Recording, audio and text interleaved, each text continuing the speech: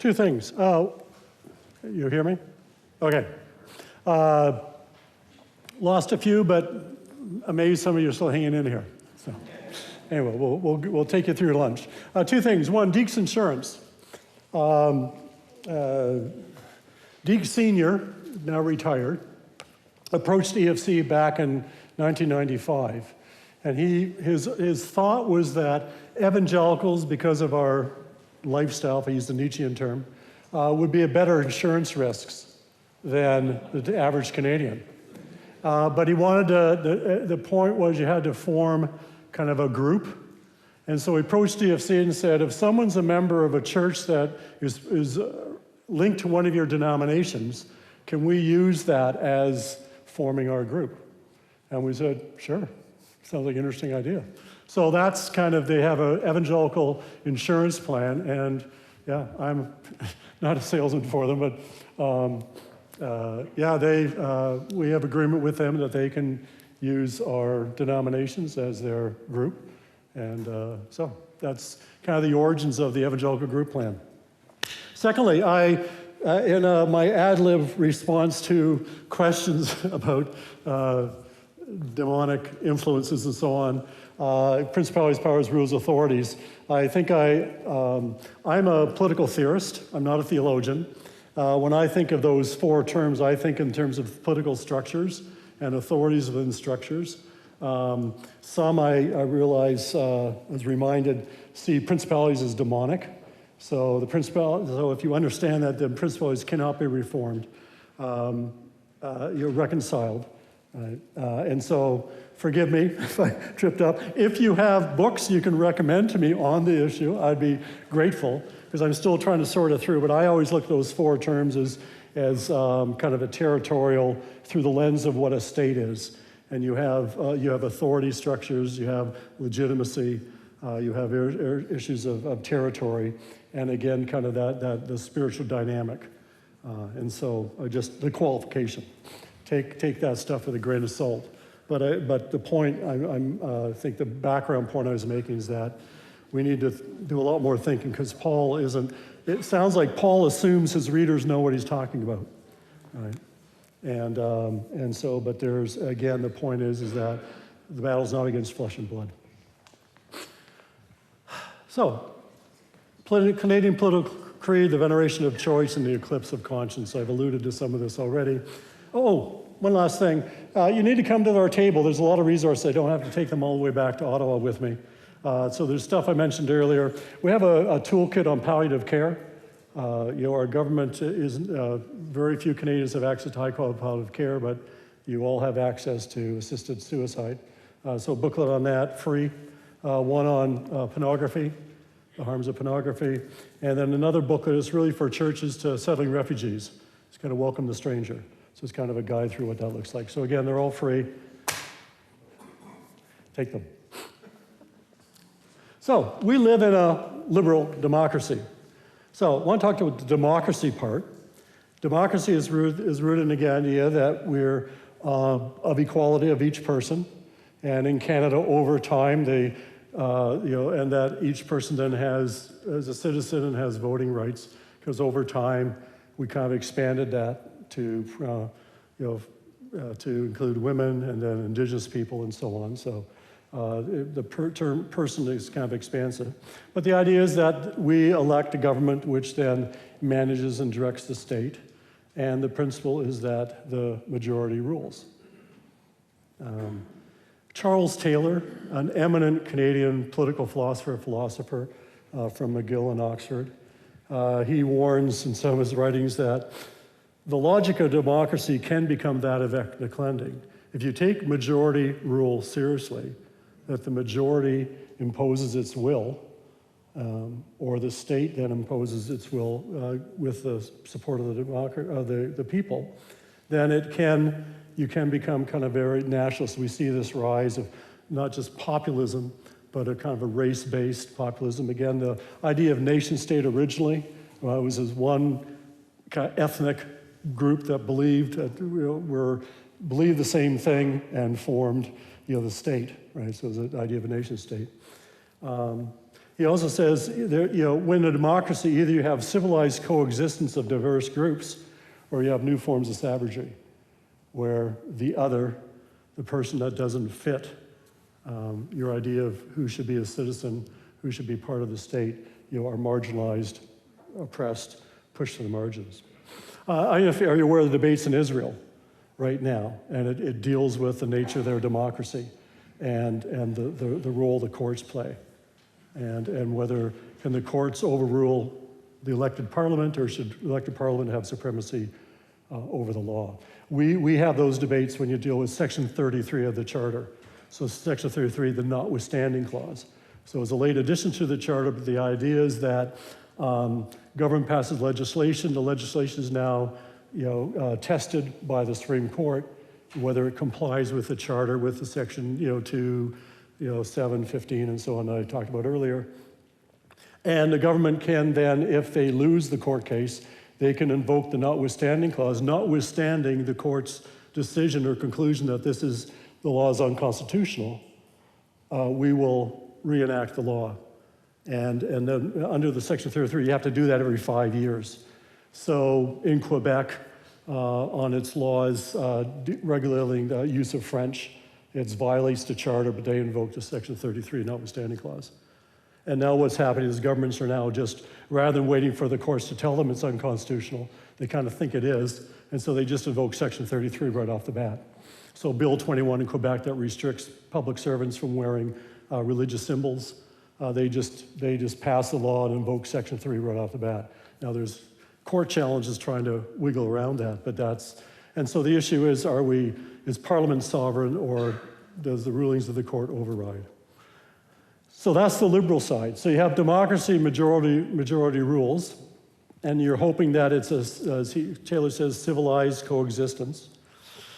And then you have the liberal part. And the liberal part, again, I mentioned briefly John Locke and the issue of freedom of conscience, and can you have people adhering to more than one faith in a political jurisdiction? Is that treasonous? Is that going to cause problems? Can you find social cohesion amongst people who otherwise deeply, profoundly disagree? And at times, are at war with another. And again, the liberal part is for in defense of individual freedom. Again, it's individual freedom. I'll get at that a little later, that emphasis. And again, the idea is that you're prevented, your freedom of conscience, your freedom of religion, your freedom of expression is protected from overreach of the state, so the state imposing itself, or the imposition of the majority. So again, the term liberal refers to a political order that seeks to provide each individual with a maximum amount of freedom to pursue their self-chosen ends that's consistent with the same freedom of others. Usually it's the idea is the harm principle. So, my freedom to put my fist out extends to the point just before it touches your nose, right? So I can, as long as I'm not harming others in the exercise of my freedom, or not inhibiting others from the exercise of their freedom, then what I'm doing is be permissible. That's the point of the Charter. So the Charter of Rights and Freedom is actually a document which protects us against overreach of the state. So again, the idea is that we have protection of freedom of religion, conscience, assembly, thought, belief, opinion, right? Section 2, life, liberty, security. The government cannot do anything that impinges on our life, liberty, security of the person. The government has to function, and if it's rooted in fundamental principles of justice, whatever they are, as I mentioned earlier, right? And those rights can be abrogated or constrained or qualified if that's justifiable in a free and democratic society. Right? But otherwise, the Charter is there to protect us against the overreach of the state. Unreasonable imprisonment, silencing freedom of expression, those kind of things. Human rights codes, same thing. They actually protect kind of more person-to-person engagement. So there's certain things when you're acting in the public, when you're renting out facilities, when you're employment and so on, there's human rights codes to protect people against the actions of others. But basically the liberal side of liberalism is that protection of minorities. So you have the democracy, will is a majority, and it's qualified or bounded by the protection of minorities within that nation. And so there's always a balance. And they grew up kind of intermixed. Same-time democracy started to become more prevalent. Liberalism became more prevalent, but they're not necessarily joined at the hip. Right? So you have these debates, whenever you have debates over Section 33, debates in Israel going on now, there's that debate about, again, overreach of the state, who controls government, who controls law and public policy. Is it really majoritarian rule, or are we committed to the idea of bounded freedoms in the form of protections? So that's liberal democracy. Ronald Beiner, professor at U of T, defines liberalism this way. Liberalism, I understand it, does not merely refer to a particular relation between the state and the individual. So it's not just that political dimension. It's one that it expresses an encompassing view of human life, one that aspires to leave individuals as much as possible to shape their lives according to their own notions, so that society offers no official guidance on how people are to conduct their lives in a meaningful direction. Again, in the earlier session, I referred to human flourishing. So the idea is that you have freedom to pursue your understanding of human flourishing, to build institutions, to organize, and so on in that pursuit, right? And without hindrance of the government, unless, again, what you're doing is going to harm others. So you're shaping your lives according to your own notions, and society is supposed to offer no official guidance, so that's the non-sectarian idea. Society is not going to tell you how you should live your life. That's the idea of liberal democracy. The question is whether that's still true. So again, to share the freedom of religion and conscience, the origins of liberalism lay in seeking an understanding of the state without reliance on any one religious tradition. So the first case about religious freedom was a Big M Drug Mart, and it was, again, a store that run by Jewish owners that wanted to open on Sunday. And so this is 1985, so this is the first case after the charter was promulgated, and this is how freedom was understood. A truly free society is one in which can accommodate a wide variety of beliefs, diversity of tastes and pursuits, customs and codes of conduct. The essence of the concept of freedom of religion is the right to entertain such religious beliefs as a person chooses, the right to declare religious beliefs openly and without fear of hindrance or reprisal, and the right to manifest religious belief by worship and practice or by teaching and dissemination. This is 1985. I read a court decision of a case 2 months ago, and they're still quoting. This is kind of the reference point for understanding religious freedom. So religious freedom means the freedom of protection from coercion and constraint. So that's usually understood to be negative freedom. Okay? No one's going to coerce you to do something you don't want to do or believe something you don't want to believe. And then the positive side is the right to manifest beliefs and practices. Again, the limitation on freedom would be arguments to protect the public safety, order, health, or morals of society, and that's where Section 1 kicks in. So you can constrain someone's freedom if doing so is justifiable in a free and democratic society. So, how that unfolds is that liberalism usually invokes the notion of secularism. We dealt with that briefly before. And a secular state means that laws will not be, justifies laws in any one religious tradition, so it'll be non-sectarian, and that they'll all treat all religions fairly. They'll be neutral. So non-sectarian and neutral.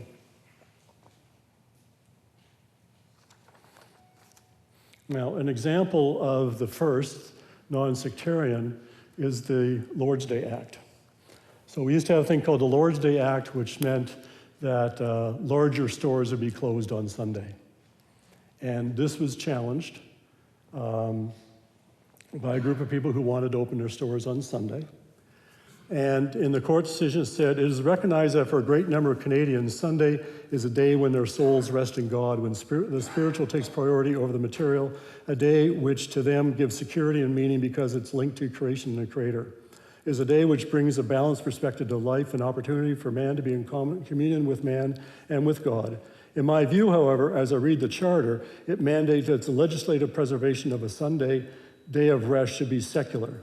The diversity of beliefs and non-belief, the diverse social economic backgrounds of Canadians make it constitutionally incompetent for the federal government to provide legislative preference for any one religion at the expense of those of another religious persuasion.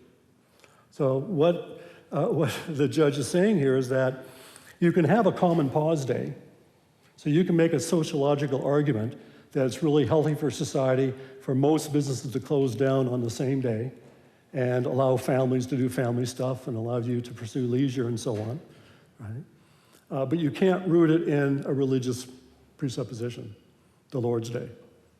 Right? Now you can debate which day of the week that should be, but they're saying you can have a common pause day because that's non-sectarian. Now, different faith groups would affirm a common pause day from their various religious perspectives. So we would say, yeah, it's healthy. Idea of Sabbath, it's a healthy thing for us to be able to have a day off from economic activity, from engagement, be with families. But the state itself cannot root it in any one religious tradition. So they say this kind of is a Christian thing, Lord's Day, rather than a non-sectarian thing. And again, I think there's other faith groups, there's secular people and so on that would affirm a common cause day. But that's what, again, we mean by non-sectarian. You can't root the law in any one specific religious tradition. And then the fair side I mentioned before, that deals with, again, the funding issue. There's no prohibition in Canada from the government funding a Christian or a religious organization institution. There's no barrier to that, or there should not be, as long as the purposes of the activity is consistent with the public benefit. So same thing with groups that receive funding from the government for overseas projects, World Vision, Samaritan's Purse, whoever it happens to be, right? As long as they're not proselytizing with the money, but they're caring for people, then that seems to be good. Salvation Army, same kind of thing. So that's the kind of the way Canada was set up and the way we're functioning. That way is being challenged, as mentioned before, by Canada Center for Jobs and so on, where you start affixing value to attestation, but that's the idea of being non-sectarian. Back to Taylor, so he summarizes that the crux of the matter is that citizens come together on the basis of their own perspective around a common set of principles that can ensure social cooperation and political stability. Peaceful coexistence will be based not on the secular equivalent of a religious doctrine, so it's not another secular sect, but rather on a range of values and principles that can be the object of no overlapping consensus. The aim of relying on a common public values is to ensure that the moral equality of citizens so that potentially they can all embrace the state's broad orientation on the basis of their own conception of the good. So again, this is what they mean by secular or non-sectarian. So imagine again, you have people, Muslims, Jews, evangelicals, Catholics, those that believe in the ideology of human rights, Monet's spiritual forces. You have others in society. And the question is, can we come together and agree on what the basic principles of justice should be? What are the basic needs of living together in a religiously, directionally plural society where we can engage with one another, collaborate with one another where we can, and work towards the public benefit of all. And so the idea is that those principles are something that we can each affirm. So the UN Declaration of Human Rights, a guy named Jacques Maritain, a Catholic philosopher, was involved in the drafting of the Declaration. And right when the Declaration was released and countries started to sign on, he released a book, and it was written by people from all different faiths who explained how they could affirm the same declaration from their own, each respective religious tradition. Right? And so it's kind of a convergence. All the different faith groups and ideologies, secular, religious, come together and they converge on a set of principles that they can agree to. And that's the idea of behind liberalism, is that we can agree on these set of principles that will guide us and move us forward together. The question is then, those sets of principles, I won't read that right yet. The question is then, are these sets of principles, the state argues that they're kind of neutral because they're non-sectarian.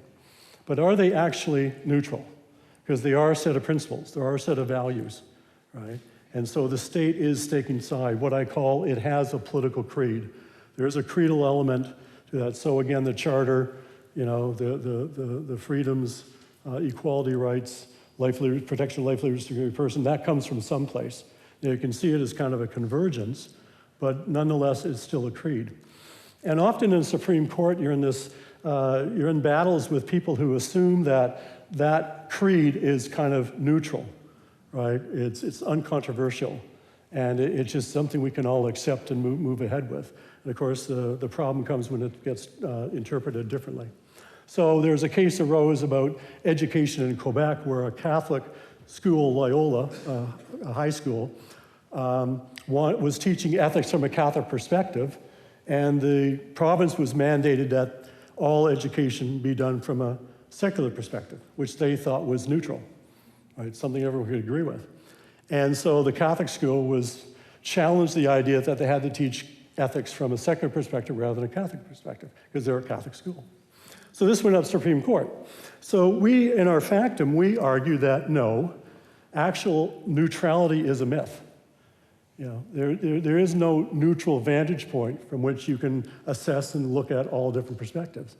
Whatever vantage point you pick is going to be influenced by something. It can be a convergence, you know, it can be a unique set of principles, but something's going to guide you. And the Supreme Court bought it. So, the judge ruling, Duchamp, said, we must also accept the fact that from a philosophical standpoint, absolute neutrality does not exist. Therefore, following a realistic and non-absolutist approach, state neutrality is assured when the state neither favors nor hinders any particular religious belief, that is, when it shows respect for all postures towards religion, including that of having no religious belief whatsoever, while taking into account the competing constitutional rights of the individual affected. So then they said, okay, ultimately neutrality is impossible, so we'll take a more realistic approach. And they continue to call this state neutrality, even though they've just admitted they really can't be neutral. Right? But then the question is how impartial, whatever vantage point you pick, whatever creed you identify, how impartial can it be? So in her decision, she quoted from a guy named Richard Moon, who's a law professor from University of Windsor. And he, again, think through this issue, the challenge of neutrality. If secularism or agnosticism constitutes a position, a worldview, or a cultural identity equivalent to a religious adherence, then its proponents may feel excluded or marginalized when the state supports even the most ecumenical religious practices. But by the same token, the complete removal of religion from the public sphere may be experienced by religious adherents as the exclusion of their worldview and the affirmation of a non-religious or secular perspective. So how do we balance this? Right? Ironically then, as the exclusion of religion from the public life in the name of religious freedom and equality has become more complete, so some people say, well, the way to be non-religious is just exclude religion, right? It's abstinence, it's not accommodation. So again, as the exclusion of religion from public life in the name of religious freedom and equality has become more complete, secular has begun to appear less neutral and more partisan. Right? So if secular means non-religious, then we think that's partisan, that's biased, that's sectarian. With the growth of agnosticism and atheism, religious neutrality in the public sphere may have become impossible. What for some is neutral ground on which freedom of religion and conscience depends is for others a partisan, anti-spiritual perspective. So again, historically, this idea of neutrality has been invoked different ways.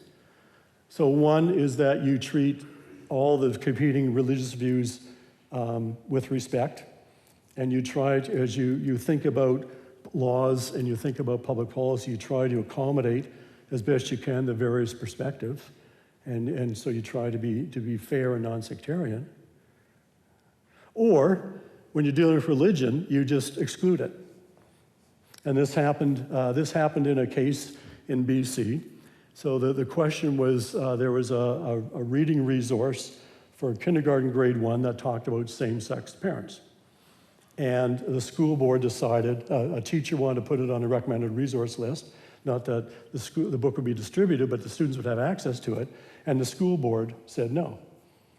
And so this went all the way up to the Supreme Court. And the lowest court in BC said, because there's a number of people of religious belief on the school board, and they thought this was inappropriate in terms of the age and the cognitive distance arguments and on and on. And the judge said, no, the education system in BC is secular. That means non-religious, and therefore religious views of parents should have no weight in the decisions of school boards about resources. And so said the books are allowed, and again, you ignore religious views because we're secular. It went up to the Court of Appeal and then the Supreme Court. And the Court of Appeal said no. The secular atheist view is one of the competing views. You can't exclude religious views and still admit secular or other type of atheistic or non-religious grounded views. And that went up to the Supreme Court. And then one of the Supreme Court judges wrote this. Again, the idea that secular means non-religious, that religious will be excluded, he said, this is incorrect since nothing in the Charter, political or democratic theory, or a proper understanding of pluralism demands that atheistically based moral positions trump religiously based moral positions on matters of public policy. He continues, the problem with this approach, the idea of excluding religion, is that everyone has belief. You got to serve somebody, right? Romans 1, Colossians 1. Everyone has faith, a belief or faith in something, be it atheistic, agnostic, or religious. To construe the secular as a realm of unbelief is therefore erroneous. Given this, why then should the religiously informed conscience be placed at a public disadvantage or disqualification? To do so would be to distort liberal principles in an illiberal fashion and would provide only a feeble notion of pluralism.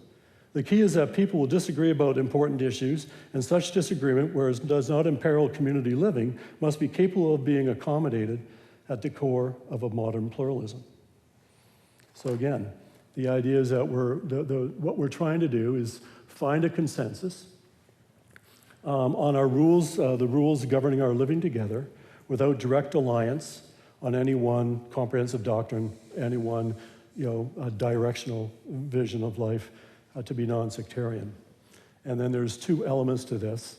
I should say, the idea of kind of excluding religion, it came up again. There was a case in the Supreme Court a few years ago called Saguenay. I hope we have time to do all this. It's interesting. So what happened is the Saguenay City Council began their city council meetings with a prayer and a reading of scripture. And they actually had a neon cross that kind of flashed, right?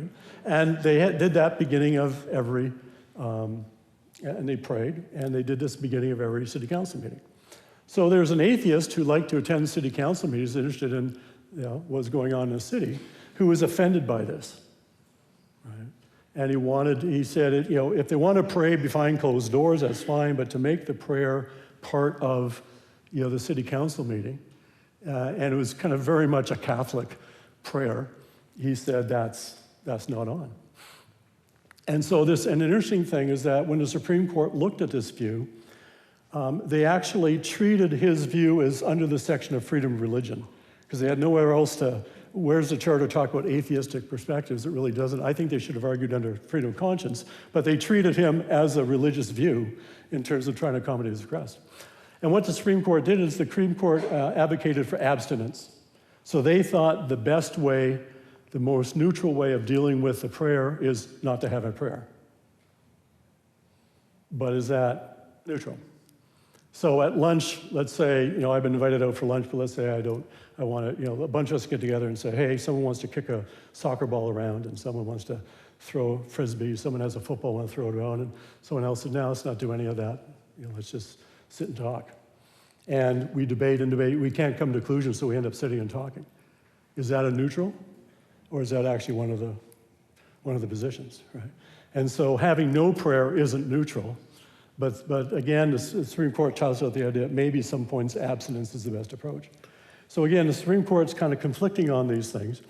And that decision's caused enormous conversation amongst military chaplains. Because I work on an interfaith military chaplains board. I represent chaplains from evangelical denominations on this interfaith committee. And the question is, chaplains are often called to pray. Regimental dinner, Remembrance Day. Well, can they pray? Should there be abstinence? Who do you pray to? So again, it keeps surfacing and surfacing, but the idea generally is that we need to be, the Supreme Court found is that we try to accommodate the best we can. And so there's two elements of this. There's a social contract, so the idea is what can we all agree on could be the common rules. And then secondly, those common rules are kind of framed out like the charter in some type of a creed, a statement of basic principles and values that shape the political sphere, that kind of to which citizens are expected to kind of affirm and support, and which then governs, regulates the operations of the state. So a social contract, normally, and Rick will get into this more in the next session, it's fascinating.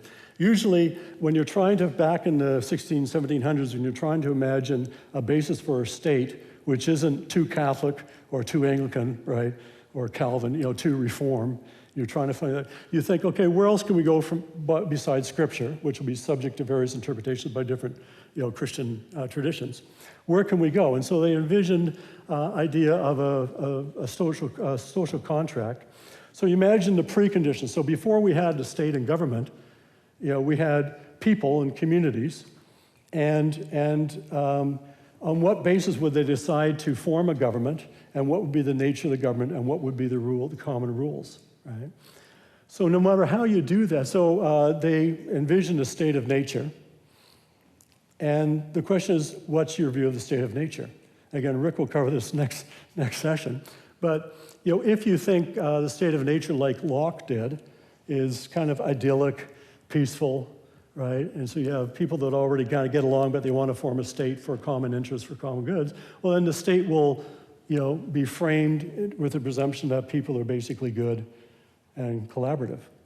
If you're Thomas Hobbes, you think life is nasty, brutish, and short. So people left in a state of nature, what happens when police forces go on strike, right? Looting, vandalism, so on.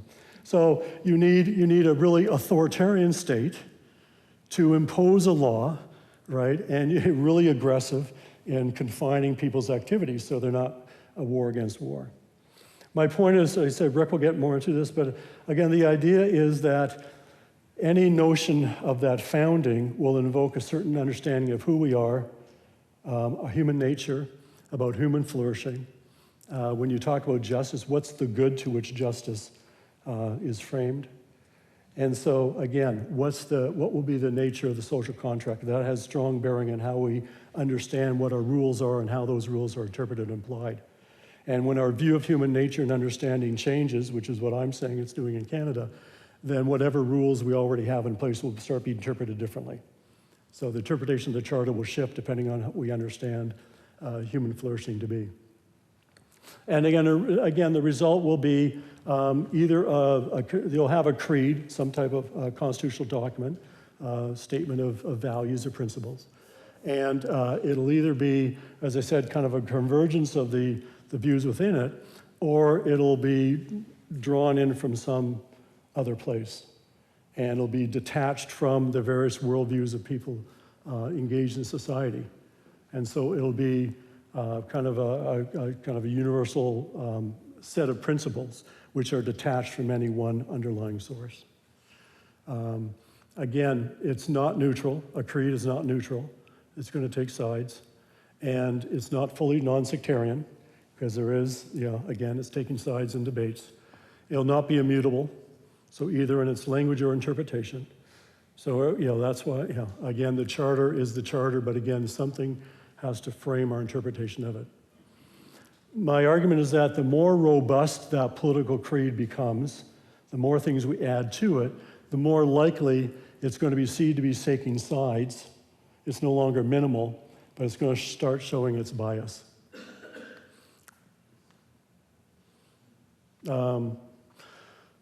In dealing with where we get the framing to interpret the Charter, our Chief Justice in a speech said this: the contemporary concept of unwritten constitutional principles can be seen as a modern reincarnation of the ancient doctrines of natural law. So do you draw the principles from some notion of natural law?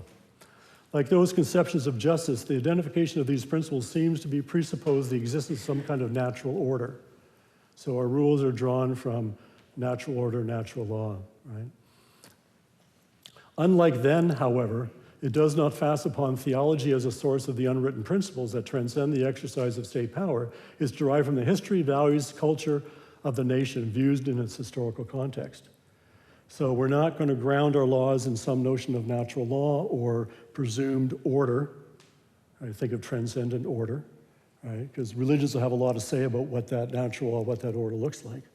But we're going to root it in history, values, culture of the nation. So how we understand the development of our nature, how we understand the values at play in society is going to shift. They're going to affect our interpretation. We're going to try and stay in time here. A quick example, whole issue of euthanasia. 1993, Supreme Court dealt with a case that wanted, at that point, there was an absolute prohibition against assisting someone in suicide. It was culpable homicide. Okay. And someone challenged it, thought there'd be an exception created for persons with her disease, debilitative ALS. And so we intervened along with the Catholic bishops, because we thought there needed to be a religious presence, religious voice into it. We're concerned the court would look at the issue strictly from a narrow legal perspective and not from a deeply philosophical, moral understanding of life. And we argued that one of those fundamental principles of justice, how we understand life, liberty, security of the person, is rooted in a common commitment in Canada to the sanctity of human life. And we said that we have a universal health care system because of our social programs. It's evidence that we value and respect the sanctity of human life. And our argument was that if you allow exceptions to the rule in assisted suicide, you'll begin to derogate from the sanctity of human life. You'll begin to eclipse it. You'll undermine it.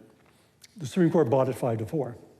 And they actually used the notion of the sanctity of human life. They recognized that, yes, sanctity of human life was an underlying foundational principle of Canadian society. But they said, while they could see at that point that that was kind of a common accepted notion, that over time that may change, in which case the decision would be different in the future. But as far as I understand Canadian society, the way Canadians lived and engaged, the way they talked about euthanasia, they looked like they were committed to sanctity of human life. 1993, 2015, Supreme Court, parallel case. This time they said, yes, the sanctity of human life is still a foundational principle. It's still critical to, they called it respect for life, still critical to Canadian law and public policy, but we also have human autonomy. And in some cases, we need to provide exceptions to the absolute ban on assisted suicide with respect to human autonomy. Autonomy doesn't appear in a charter, doesn't appear in anything, but that's a more modern understanding or value or principle in Canadian society, and so that, in a sense, trumped respect for human life. So again, it's the history, values of the culture viewed in historical context. It changes over time, right? It's no longer grounded, and so that's the challenge. So back to Charles Taylor, a guy named Jocelyn Leclerc. They wrote an interesting book, and their argument was the two core principles of a liberal democratic society, for it to work, for us to get along, for me to get along with my atheist and agnostic and pagan, or with friends or my neighbors who are from different faith traditions. We need to respect the freedom of conscience of all. Again, with limits, as long as their freedom of conscience and the expression of that conscience doesn't harm other people. And we need to have equal respect, at least politically, at least publicly. Whatever you may think whatever you want in your homes, with your cohorts, but we need to treat everyone with respect, with equal dignity, right? We would argue that on the basis of everyone being created in the image of God.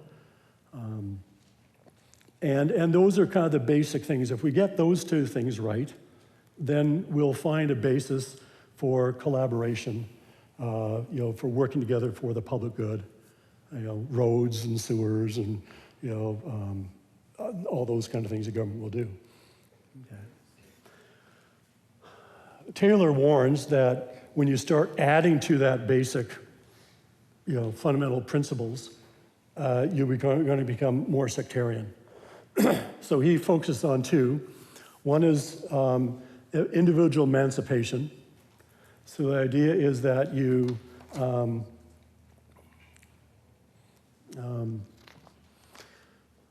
you're about promoting individual autonomy, and which means that you need to resist anything which imposes itself on the exercise of your autonomy. And secondly, civic integration. So is it the federal government's role to ensure that we have a high level of social cohesion, to ensure that our society is inclusive as possible, to promote a sense of allegiance or a common civic identity, to collective pursuit of the common good? It's an interesting book came out just last past year by a guy named James Forbes, who looks at what he called Protestant liberty. And his argument is that one of the reasons why the BNA Act didn't talk about religion or culture, it was more of an economic kind of document, was that the intent of the founders was to actually put the issue of culture and religion in the hands of the provinces. So the provinces would be more oriented towards religion and cultural dynamics. The federal government would stay out of it, because you had a predominantly Catholic Quebec, you had a predominantly Protestant Ontario. So the BNA Act, it guaranteed Protestant education. They didn't understand education could be secular, had to be animated by something. So you protected Protestant education in Quebec, minority education, and in Ontario you protected Catholic schools, because everyone assumed the public schools would be Protestant, right? And so we still have Catholic schools in Ontario fully funded by the provincial government. Right? But that was provincial, right? The federal government was supposed to stay out of that stuff. Anyway, is it the role of a government to promote integration? So is the integration, sense of belonging, sense of cohesion, does it come from civil society? Does it come from you belonging to a family, you belonging to a church, you belonging to clubs? You know, my daughter's in a karate class and she's, you know, in a fiddling thing. You know, it's actually still a violin, but they just play it differently. You know, and so you have, and there's whole subcultures, right?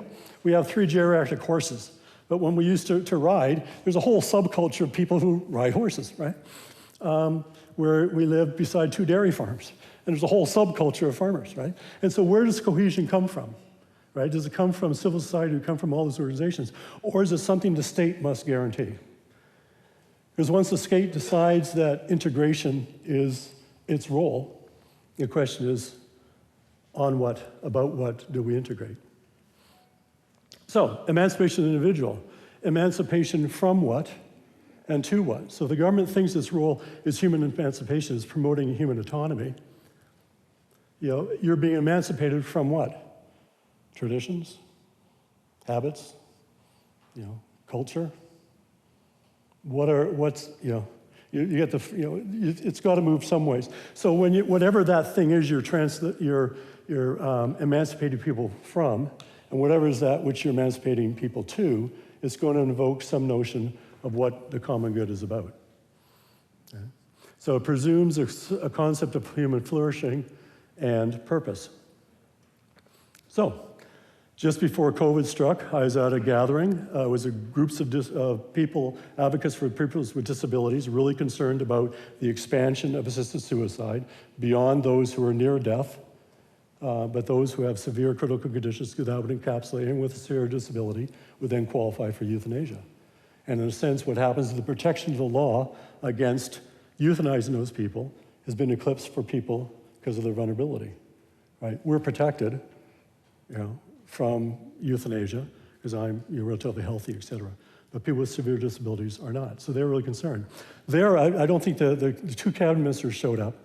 And one of them said, personal autonomy is a sacred right.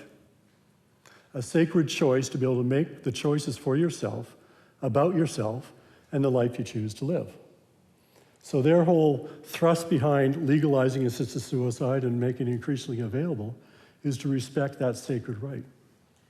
So you get invoking the notion of sacredness and priority in terms of individual emancipation. So laws constricting behavior, including laws that prohibit access to assisted suicide, is infringing on your sacred right.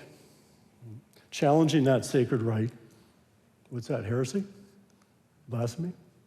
So when you challenge it in a public square, how are you being reacted to? Civic integration. So, you want to build cohesion in a nation, if that's what the federal government's role is, what's the basis? Race? Well, no, not in Canada, right? Ethnicity? No, because never were really that ethnically monolithic. Language? Well, no, French and English and, Cantonese, Mandarin, indigenous languages. Whatever language you pick, you're excluding someone. So we try to be bilingual, and even that's kind of fading away because there's people with other history. If the old school, the old guard. If you've been here long enough, then you have some say, but if you're newcomers, you don't. Religion? Well, no, not if you're religiously plural. So on what do you find cohesion? Right? So this is all the debates through the Trump period and so on about nationalism. Right? And so nationalism kind of implies there's some people that really belong in the nation, other people really don't belong. They're the other. And you may tolerate them, you may allow them, you try to exclude them. But on who forms the nation? On what criteria? Or is it values? So in Canada, your last option has got to be values. If you're going to try to integrate people, then it's integrating around a set of values. And what then are those values? Because if it's beyond freedom of conscience and equal respect, what values are we going to promulgate to build that cohesion? So, inclusion, equity, diversity. You've heard that over and over again. Certain interpretations of how we deal with diversity and what inclusion means.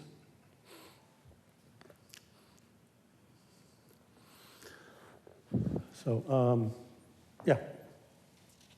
And so the idea of the integration, the idea of emancipation, as I'll show later in the fourth session, after lunch and after rec, drives the issue of gender, drives the issue of assisted suicide, prostitution, conscience protection.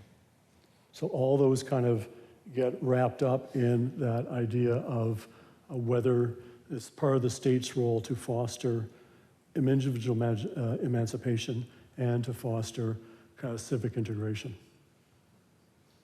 Okay, I'm going to end to end there.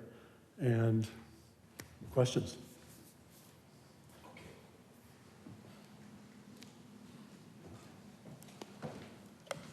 Let's have at least one question.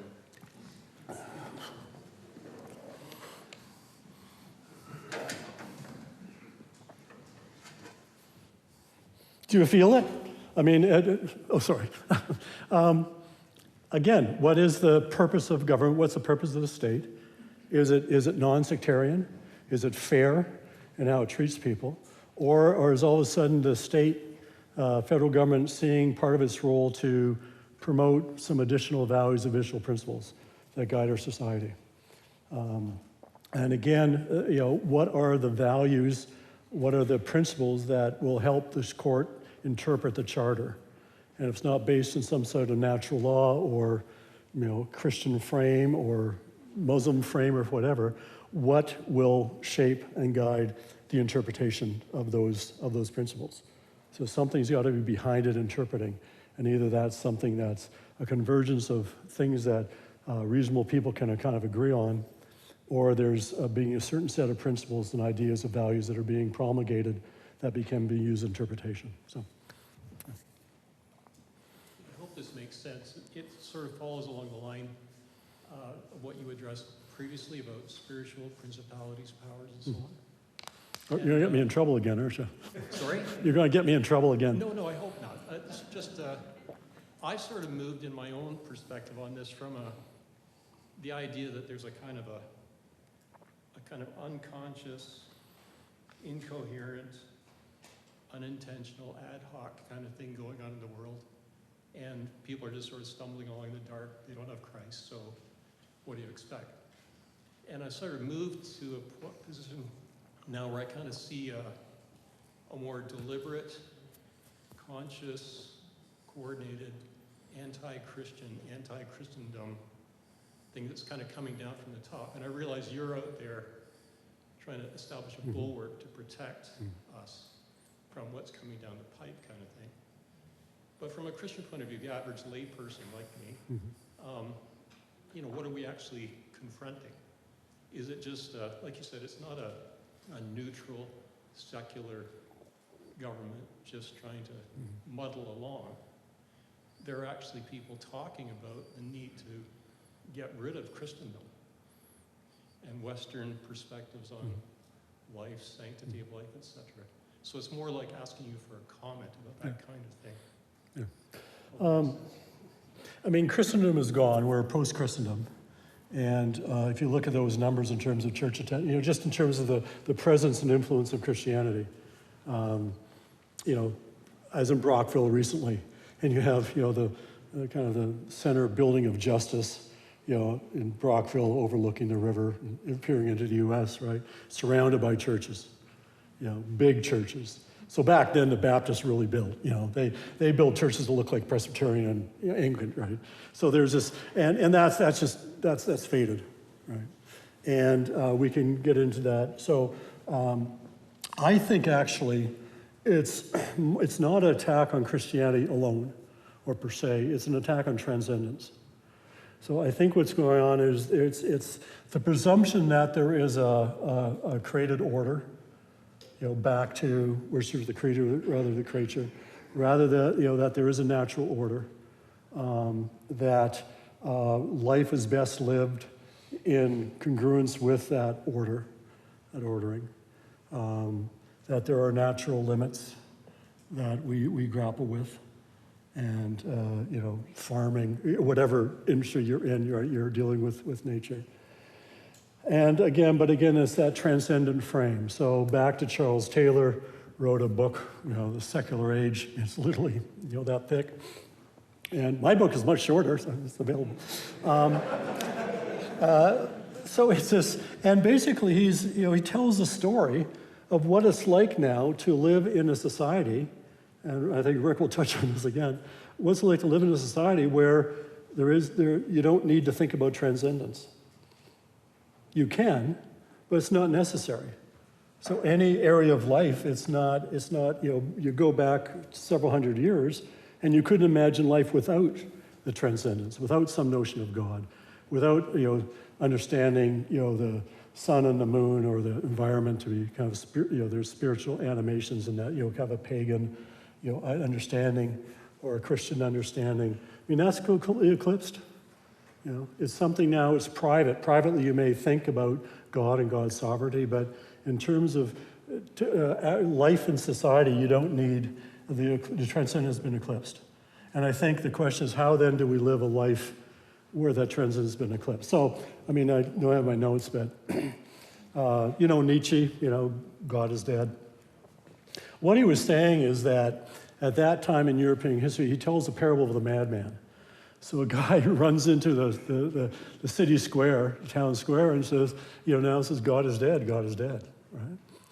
And people kind of laugh at him, mock at him.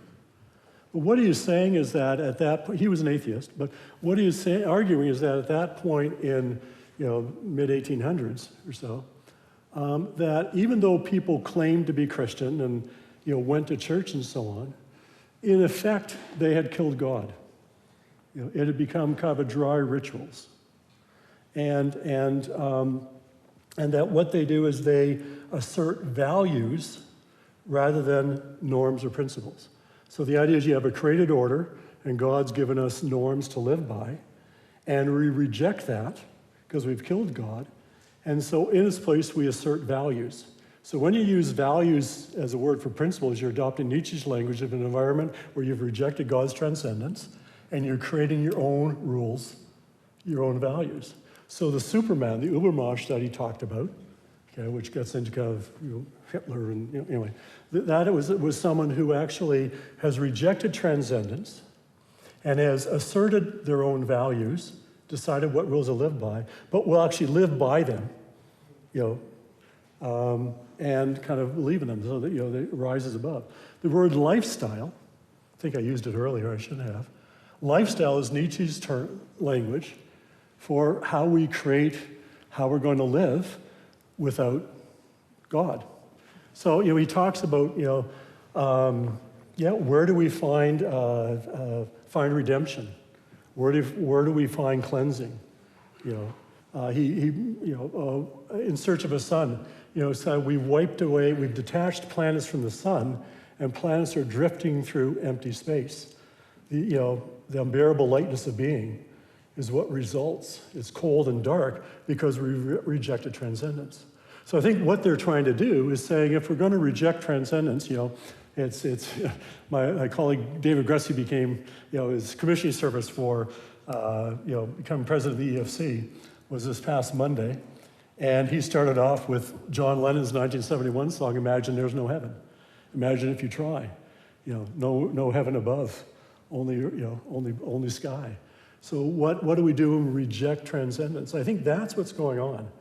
Because again, on one hand, they'll say, religious, we've had experienced all these religious wars, and religions are still part of polarization. They're still combating one another and others. They try to impose their will on others, and so let's just dispense with transcendence. And so that's what Taylor talks about. He talks about a secular age. I think that's what's at play. So it's not just anti-Christian or anti-Christendom. It's how do we live life when we've eclipsed transcendence. So again, there's no order. So where does conscience go if you no longer have that natural order? Biology.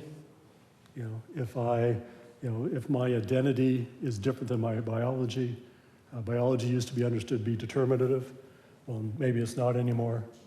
I alter my biology to conform to my self-chosen identity. Tradition, as I said, conscience, anything that inhibits or constrains. So there's an argument in political philosophy about, do you teach autonomy in schools? Because if you teach autonomy in schools, that means and a lot of your kids come from religious backgrounds. In a sense, you have to teach them how to be critically different, take critical distance from whatever they're being taught at home, right? So that they can actually exercise autonomy. And so to what degrees do we permit public school system to promote a certain understanding of human emancipation, which runs conflict to the religious beliefs of the parents of the kids who attend the school? So that becomes a clash of, in a sense, orthodoxies. Because and part of the goal is to, so, some say, well, it's a minimal autonomy, right? They just need to be able to be critical so they can actually reflect back, on whatever traditions they're learning at home. Because they need to do that to become good citizens. So in Quebec really doesn't like homeschooling. And as I said, Quebec really pushed hard so that any organized school, including Catholic schools, would teach ethics from a secular perspective. Because part of the point is that they see the role of the schools to be inculcating a certain set of civic virtues, which is necessary for citizenship in modern contemporary Quebec. Right? So not the Catholic system that kind of governed the province up until the 60s, but a new set of values. So why is it when they implemented Bill 21, which again banned religious symbols, headgear, big crosses, whatever, from civil public servants, they included teachers? Well, why? I can see the argument if you're restricting religious garb, from people who are enforcing the coercive part of the state. So judges, police officers, right? So if you're a Sikh or a Muslim and you've got a cop showing up with a big cross, right? And you think they're being unfair, are they biased against your religion, right? So I can see the argument, I don't buy it, but I can see the argument that judges and police officers, maybe they should wear religious symbols. But why teachers? Unless, again, the role of teachers is to inculcate a more secular set of civic virtues, that will create a citizenship. So it's really I think what we're looking at is, France, the French Revolution, and liberty, equality, fraternity, kind of as an opposing set of creeds and understandings over and against, the domiciled Catholic Church. So that's what I think is at play. So, Thank you. do we have a question? No, do we have time? We're going to have to. Out of time? Yeah, we're out of time. I'll pick you up as the first one and the next. First question. Yes, now Dr. Reed is going to come forward and share with us some things about heritage. Stay here. Well, I want to add my welcome to you and thanks to Bruce for being here. Bruce, this has been very stimulating and very thought-provoking. one of the roles of a school, I think a school both on a college and seminary level, is to prepare students, leaders, and ministry workers to operate in the culture in which God has them. So today is really a chance to do some cultural exegesis from a theological grounded place. And so Bruce, we thank you. You bring a wealth of experience to us and a lot of great thoughts. So it's been helpful. I do want to just give you a couple things. It's just about lunchtime, so I'll be brief. But there's a few things from the school standpoint that may have special interest for a number of you. Let me start with something that Dr. Housen and our seminary team are rolling out really in the coming weeks and months. You'll be hearing more about it. But we think it has huge potential for adult-level discipleship in local churches. And it's what we are calling, kind of the street languages, is a ministry certificate or a Christian certificate in ministry. If you think of the way that our seminary operates, we have credit courses which you can take and roll in towards a degree, an MTS or an MDiv. And then we allow people to audit those classes where they pay a fraction of the cost and they get to hear the lectures. They do none of the actual coursework and they get no credit towards a degree. So those have been our two options for people. We're actually adding a middle section, a middle that we're calling a ministry certificate that's geared for elders, lay people in churches, maybe new Canadian pastors that for whatever reason won't be able to academically or economically take the credit portion of what we do. They may not need a degree, they may not be able to make the matriculation standards to go for a degree for whatever reason, or they may not have time, energy, or money to say, I can't do all of that. But I want something more than just passively watching some lectures. So a ministry certificate will give you the same courses. They'll be offered live or distance learning. Same caliber of teaching that you would get at our accredited level, at our credit level. And it will add the element of some praxis-oriented homework. So you'll actually have to write some reflection papers. They won't be the typical traditional term papers with all the Turabian and all of the extra things that kind of trip people up. But they will be oriented to people that say, I want to process this somehow. And so the assignments will be done and will be reflected on. This is not, these classes will not be given for credit, so they don't roll into a degree, but they will roll into a certificate, something that we could badge or honor somebody who completes. So here's what we're thinking. Churches might have a group on their leadership team. They say, these folks could use some more biblical theological training, but they're never going to enroll and do the whole thing. So a ministry certificate would allow them to get the theological biblical training in hermeneutics, an Old Testament intro, New Testament intro, theology, and then a variety of courses, can get that without having to pay as much or do as much, but still do some.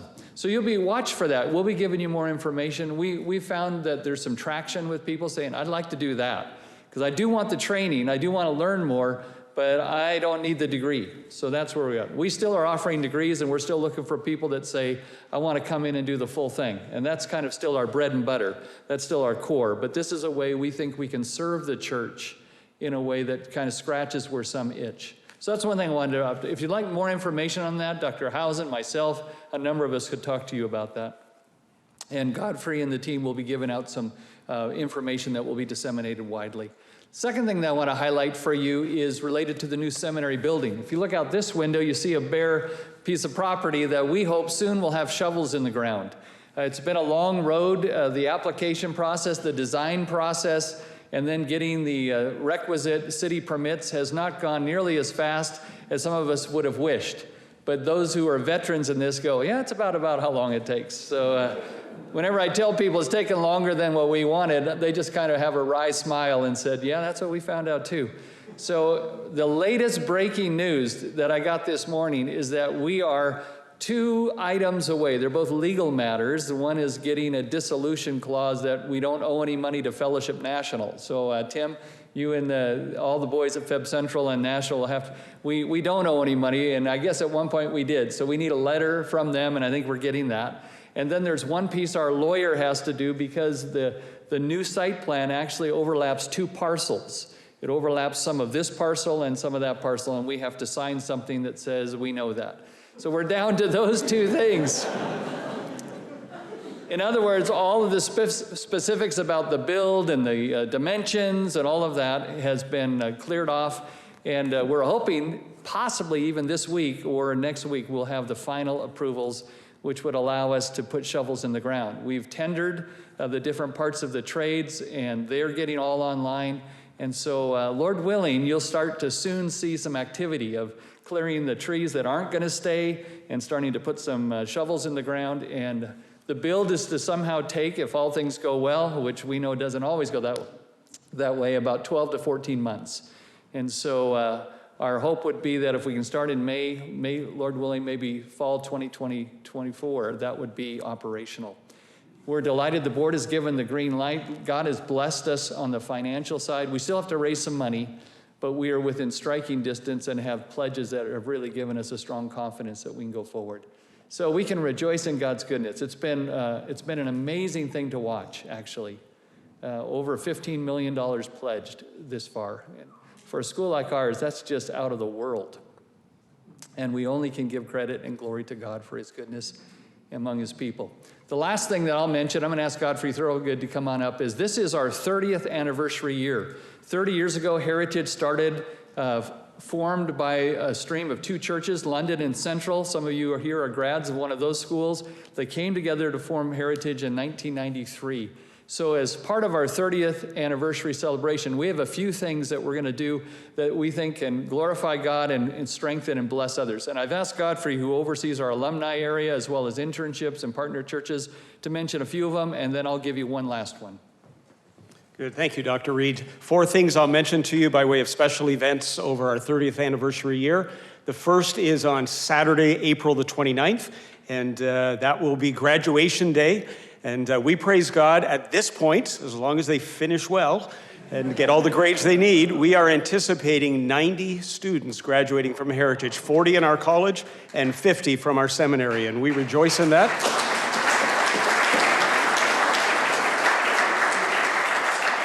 And so we want to extend to you the opportunity to join us on that day. 10 o'clock in the morning will be our college graduation ceremony, and at 2:30 in the afternoon will be our seminary graduation ceremony.